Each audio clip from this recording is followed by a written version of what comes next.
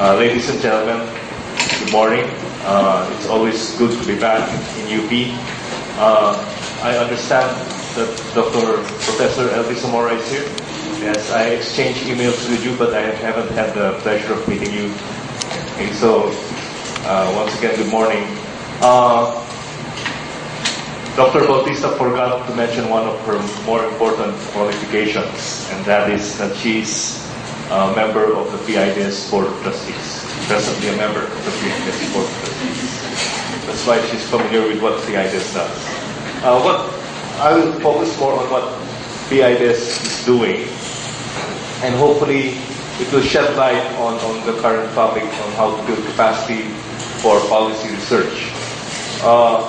This is our mandate in a nutshell. This is what we do. This is a statement written by James McGann. What they do is compare think tanks, and what they said is that a think tank seeks to bridge the gap between knowledge and power. Okay. Well, with the existing senatorial slate, that's more obvious now. But anyway, the gap between knowledge and power. So the role of think tanks is to link these two roles. That of policymaker and academic. We do in-depth studies and then condense them into readable form, laymanize them, and then submit them to the policymakers. Hopefully, it will lead to better decisions. Okay. So, this would be our corporate mandate, provide analysis of socioeconomic problems. Okay. Dr. Bautista mentioned that what's more important is scholarship of integration. PIDS is not an exception. We do more integration studies and come out with recommendations. So we establish a continuing channel of communication between policymakers and planners, okay, and researchers on the other. And then we have established a repository of economic research information, database, and then later on I'll show you the portal that we established, which is collection of different research from different institutes. Okay. And then the difference between PIDS and other research institutions. We do policy research, unlike other private institutions. Okay, let's say they do marketing studies. Ours is basically policy-oriented. Basic research is secondary, and then the difference between, let's say, PIDS and other government agencies is that we focus on the long term. We avoid doing firefighting. Okay, so long-term policy-oriented studies. And we have a certain degree of independence and administrative flexibility. So speaking of independence, that's actually one of our characteristics that we try to maintain, sustain, and we're very jealous of our independence. It's an oxymoron, right? If you know the term oxymoron. An independent government think tank. Okay, that's a contradiction in terms. But the way we implement it is actually straightforward. One, we have a board of trustees, the members of which select themselves. So it's a 5-member board. There's only one ex officio member, and that's Secretary of Planning. Whoever is head of data is the chair of our board. But the other members are actually selected by themselves. So if there's a vacancy, then the other members elect the new member. So if you start with a credible board, okay, then it self-perpetuates. Okay, so prior to Cynthia, prior to Dr. Bautista, the member was the late Dr. Carino, Lady Carino, who helped PIDS a lot. And then, so when Lady Carino retired as member of the board, her 2 or 3 terms expired, I don't remember now. She recommended Cynthia, okay, to be her replacement. So our independence is maintained that way. And then, by the way, another way we maintain our independence is through our dissemination. All our researches have to be published. They have to be put in the public domain. And that's important to maintain your credibility. So when an international agency or multilateral approaches us, we always set that as a condition. Any output from our collaboration has to be put in the public domain, which ensures our independence, transparency, and credibility. Okay. Our research agenda, these are just general categories, is set in consultation with our partners, our different stakeholders, not only the policymakers in the government. We also consult with, as I mentioned, bilaterals, multilaterals. We also consult with civil society. What are the important issues that should be addressed? And then, of course, our resident research fellows are supposed to be the experts. In their area. They are familiar with what is important, what are the areas that should be tackled. Okay, so the research agenda formulation is important. We do this exercise every 5 years. We engage, we convene a committee of independent members, and then they are the ones who do the consultations. So the last time we did that was in 2010, but it took about 3 years to complete. Anyway, the members at the time were Philip Medalla, R.C. Balisacan, and Alan Bernardo. So well-known experts in the area. They're the ones who facilitated the formulation of the research agenda. And before that, just to give you an further idea, the members were Shel Habito, Dante Canas, and I think Professor Abueva. Okay. So given our independence, we're able to engage different stakeholders. Okay. And then, so these are examples of demand-driven research that have been completed or are ongoing. Just to give you an idea of what PIDS does. So we have been approached by the Department of Budget and Management to undertake what are called zero-based budgeting studies. So these are actually, we study the different programs of different government agencies to determine whether they're worthwhile continuing. For example, the Department of Agriculture had this Agricultural Competitive Enhancement Fund, which was established during the time that Senator Angara was Secretary of DA.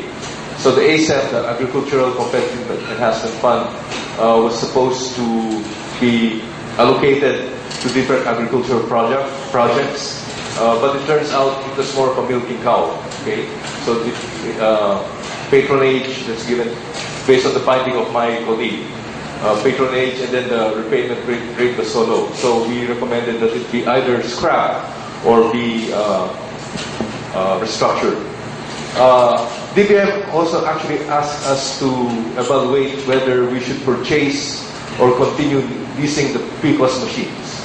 Okay, that was about two years ago, or even 3 years ago. Okay, whether or not whether to purchase or lease the PIDS machines. And my colleague who handled that study, for him it was a no-brainer. It was obvious that we should continue leasing and not purchase, because if you purchase it, you're locked into a technology. And then the other disadvantage, you have to pay for the storage, 12 million pesos a month. It was a no-brainer. But of course, you know what happened. Okay, so we did some feasibility studies, which has already been completed to support the proposed Philippines-EU Free Trade Agreement. This will be used for negotiations between the Philippines and EU.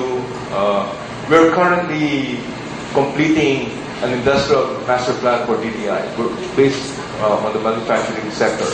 How to jumpstart the manufacturing sector again. Okay, so we will be coming out with a report soon. Actually, we will be making a presentation in UP next week at the School of Economics. And then we help DOST, we help DepEd the evaluation of SDM. We're helping CHED now, studies related to higher education, normative financing, the S2PAC, student assistance, so many issues related to higher education. We're also helping out evaluate our commitments to the ASEAN economic community and determine what would be the impact of the AEC come 2015.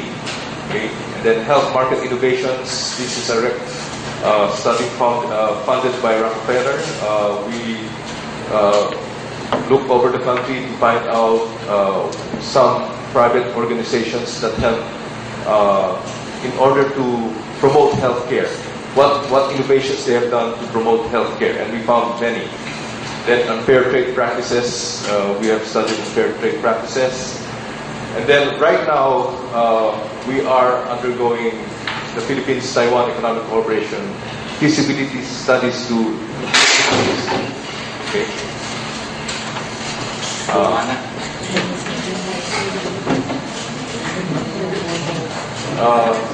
But with the current controversy, we don't know what's the future of the Philippine-Taiwan Economic Cooperation Agreement.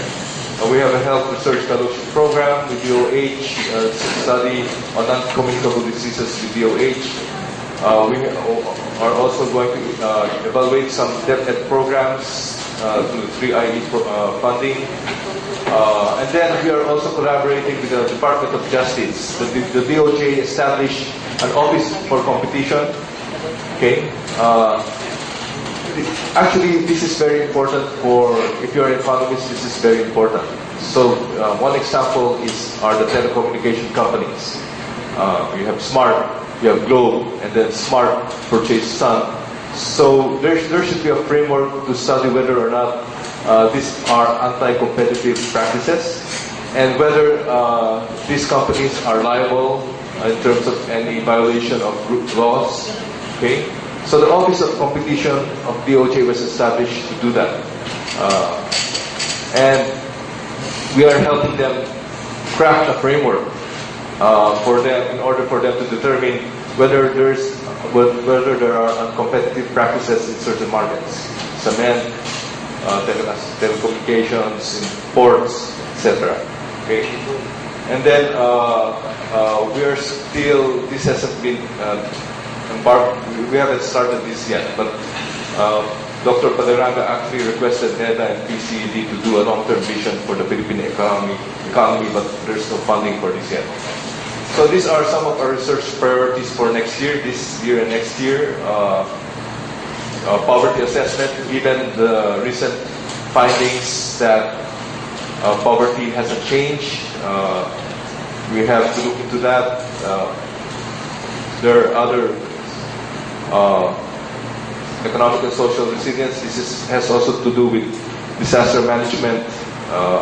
We will also look into the Trans-Pacific Partnership, the TPP, whether it's feasible for Philippines to participate in these negotiations. And then, as related to the DOJ, we're evaluating competition in key economic sectors. CHED has also asked us to review some graduate programs. Okay, so we'll do that. My colleague will study AFTA and its impact on the agriculture sector. We'll also look into reforming NFA. Okay, this is a long-standing issue that we have to do. Okay, so these are some of the research priorities which were based on our consultations and then also on the viewpoints of our research fellows. Okay. So we are also members of different networks. We are a member of the Human Development Network. We are the lead convener of the Philippine Apex Study Center Network. Okay. We are also the regional coordinator of the East Asian Development Network. And by the way, EADN is a spin-off of the Global Development Network, which is based in New Delhi. The 14th annual conference of the Global Development Network will be held in Manila next month in June. It's the first time this meeting will be held in Southeast Asia. Okay. We're also a member of the Pacific Trade and Development Forum, which has been in existence since 1968. Okay. And then, with regard to our dissemination, we really take great effort to disseminate our research. We have a website. All our publications, all our researches are available in our website. Again, all. We have regular seminars, what we call the Pulong Saliksikan, okay? In order to disseminate new research, we make effort to coordinate with the Senate and the House of Representatives. So we go both to the House of Representatives and the Senate to present our research in different forums. Congressmen are actually more active in attending forums. Okay, I haven't been in a Senate forum where there was a senator, but I've been in many forums in the House of Representatives where there are many congressmen who attend. Or that simply means that congressmen have more time than senators. Okay. We have books, policy notes. One important publication is our policy notes. It's the most well-read. So what we do, we have major research work. We request the researcher to condense that research into a policy note, which is in more readable form, more laymanized form. And this is what is actually read by policymakers. Okay. But it's also difficult. It also takes skill to laymanize your research. So sometimes we have to engage the services. The researcher himself sometimes is already locked into the language he uses. So it's difficult for him to translate it into laymanized terms. So what we do is engage other writers, okay, to condense our researches into policy notes. Okay, so we have other publications. We do have a journal, the 15th Journal of Development. It's not yet ISI accredited. Okay, we will have trouble in terms of having it out on a timely basis. Okay. So we have different databases. I invite you to visit our website. We have an economic and social database, poverty statistics, GDP statistics, prices. We have a GIS which shows, for example, poverty across the different provinces, geographic information system. Dr. Bautista was mentioning baseline maps. Then we have an electronic resource base for legislation. Okay, this is interesting because what it does, it links the different bills in Congress, okay, whether they are proposed or already approved. Okay, it links them with different research material. So there's a bill, let's say, on the sin tax. Okay, so you click on that, it will give you the bill in its full form. Okay, and then you will have the option of looking at the different research related to the sin tax. And that is actually also linked to, let me jump, the socio-economic research portal for the Philippines.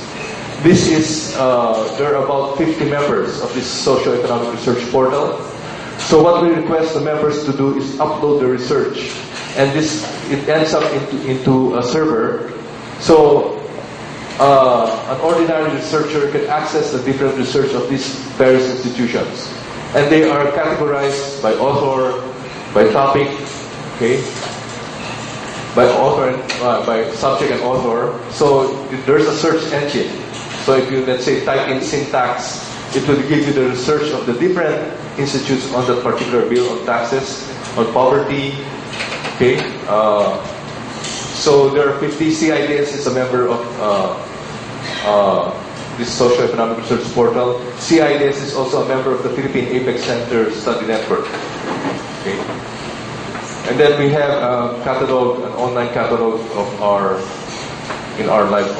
library. Now, one item that PIDS introduced is Development Policy Research Fund.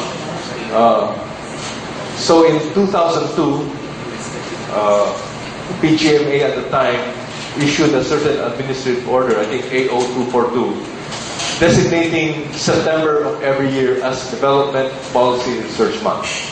So that's one of the two more important legacies of PGMA. Okay? Institutionalizing DPRM. Well, the other one is the RORO. But okay, so every September we exert greater effort to inform the public at large about the importance of research. So we have radio interviews, TV interviews. We have a theme. These are the different themes over the past 10 years. And then we have seminars, okay? Special seminars related to the theme. So for example, the theme in 2004, was about rice. And then in 2006 and 2007, we emphasized the role of local governance. Okay? So research for local governance. And then in 2007, we formulated a framework to help local governments. The idea behind this is that there are many, it's not a majority, but there are still many local leaders who are already progressive. They are islands of excellence. So you have Agusan, you have Robredo is the major example, right? But all over the country, you have these pockets of excellence, leaders who mean well, but they don't have a framework. Okay? They don't have a framework on which to ground their policies. So what we did in 2006 and 2007 was to try to establish the framework and help these local leaders with their policy formulation. Okay? So we had seminars and publications related to this.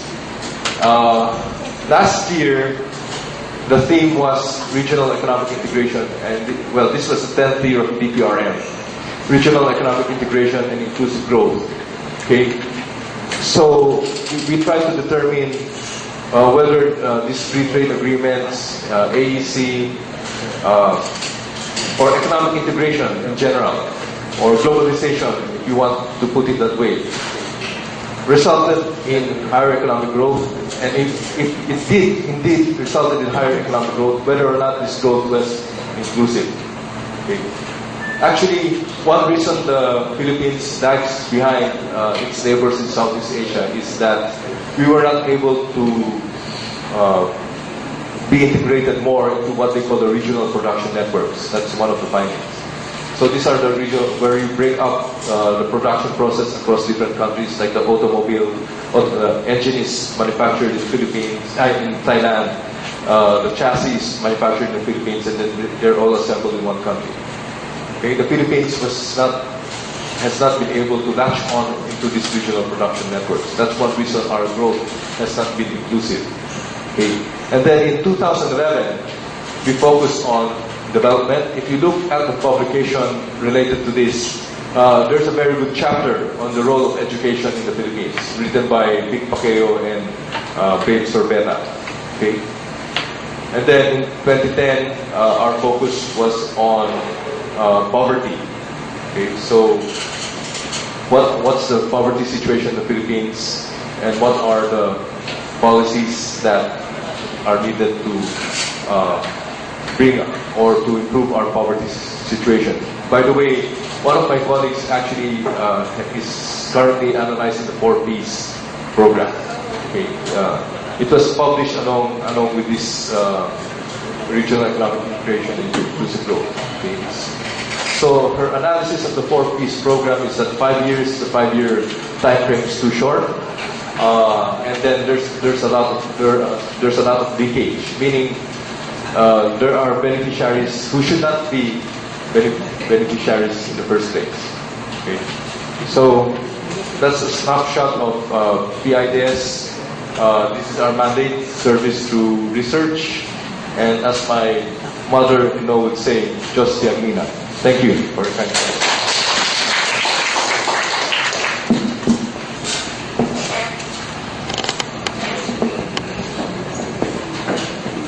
Thank you very much, Dr. Yap.